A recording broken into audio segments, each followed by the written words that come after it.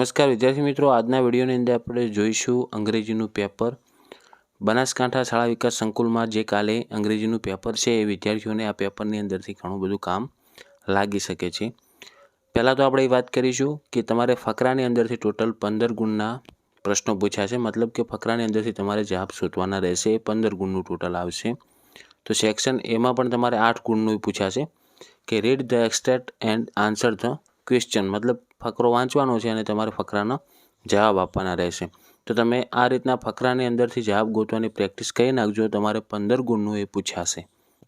પછી જુઓ નેક્સ્ટ 9મા નંબરના પ્રશ્નમાં તમને સૂચના આપેલ છે કે use the set words in your sentence મિનિંગફુલી. મતલબ તમને જે વાક્ય અંદર વર્ડ્સ આપેલા છે એના ઉપરથી તમારે વાક્ય બનાવવાનું રહેશે. આ પણ તમારે 2 ગુણની અંદર પૂછાશે. પછી સેક્શન બીની અંદર જુઓ, પ્રશ્ન હશે કે write who said to whom the following sentence. મતલબ નીચે આપેલા વાક્યો કોણ બોલે છે અને કોને કહે છે એ તમારે પાઠના આધારે પૂછાશે. અંદરથી તમને ભાષાંતર તમારે તૈયાર કરી નાખવાનું. પછી નેક્સ્ટ તમારે ખાલી જગ્યા આવશે કે fill in the blanks choosing the correct words give in the brackets. મતલબ કાઉન્સમાં આપેલા શબ્દોમાંથી તમારે ખાલી જગ્યા પૂછાશે. તો એ તમારે 2 ગુણની અંદર પૂછાશે. તો તમારે એ પણ તૈયાર કરી નાખવાનું. ફરી જુઓ, મેં તમને અગાઉ કીધું એમ તમારે ટોટલ 15 ગુણના પેરેગ્રાફની અંદરથી ક્વેશ્ચન ગોતવાના પૂછાશે.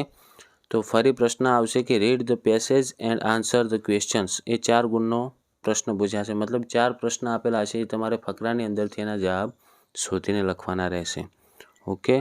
પછી જુઓ નેક્સ્ટ આપેલ છે તમને કે read the dialogue and answer the question. મતલબ ફરી તમને ડાયલોગ આપેલ છે, ફકરો આપેલ છે, એની અંદરથી તમારે પ્રશ્ન ગોતવાના રહેશે. તો આ પણ તમારે 3 ગુણની અંદર પૂછાશે. પછી જુઓ નેક્સ્ટ આપણે વિભાગ સીની અંદર આવીશું, સેક્શન સીની અંદર. એની અંદર તમને પ્રશ્ન આપેલ હશે કે read the dialogue and write the indirect narration.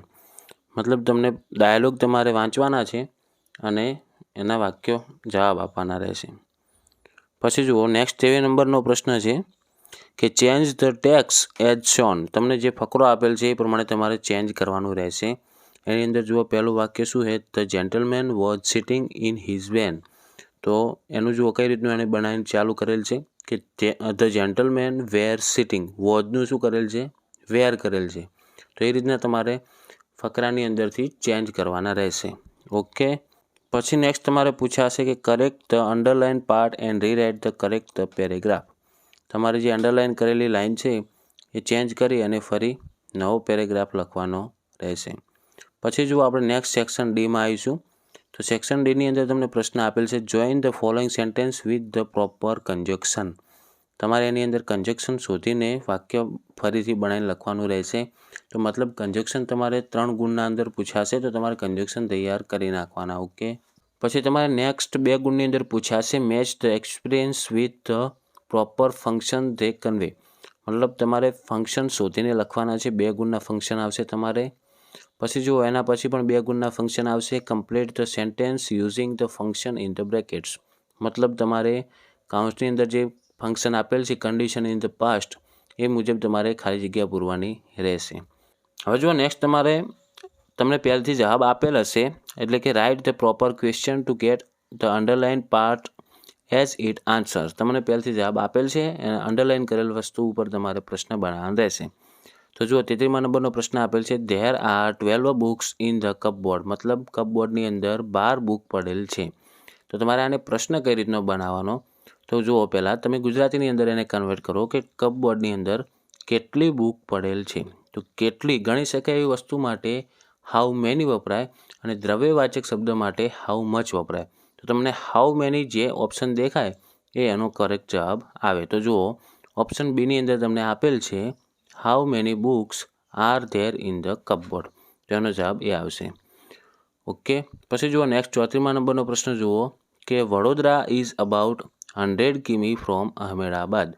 મતલબ વડોદરા અહમેદાબાદથી 100 કિલોમીટર દૂર છે.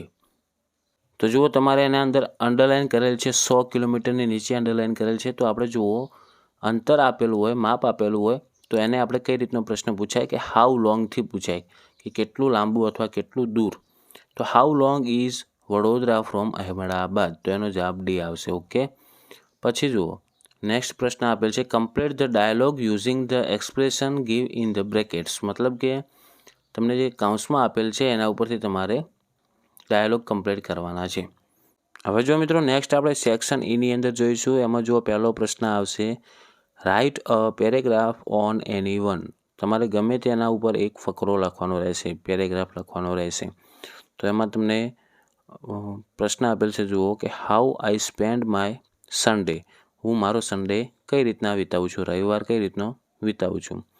પછી માય ફેવરેટ ગેમ, તમારી મનપસંદ રમતની વાત છે. પછી આવશે માય ફેવરેટ ફેસ્ટિવલ, મતલબ કે તમારો મનપસંદ તહેવાર આવશે. તો તમને જેના ઉપર ફકરો ઇઝી લાગતો હોય એના ઉપર તમારે લખવાનો રહેશે. તમે તૈયાર કરી નાખજો, આ અગત્યના કહેવાય. ઓકે.